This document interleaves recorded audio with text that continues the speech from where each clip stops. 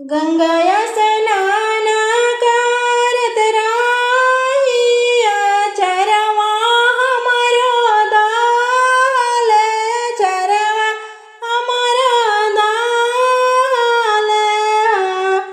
आरे आचारे के खुटवा, मछली गलवा फसली बड़ी, डरिया लागेला बड़ी, डरिया लागेला हो। हाथ जड़ी बोली ना गंगा मैया, ऐसन धरवा मारी, ऐसन धरवा मारी ना हो। ए गंगा मैया खूंटावा से मछली जल में जा भूखल बानी, जुतिया बरतिया भूखल बानी, बेटा के बधाइया हो।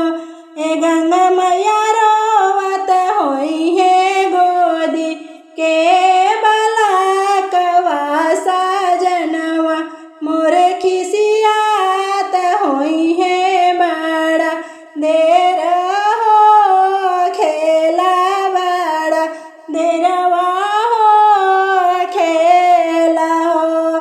कहत सुनाता गंगा मई सोनी लिहली, आवारो में सोनी लिहली हो।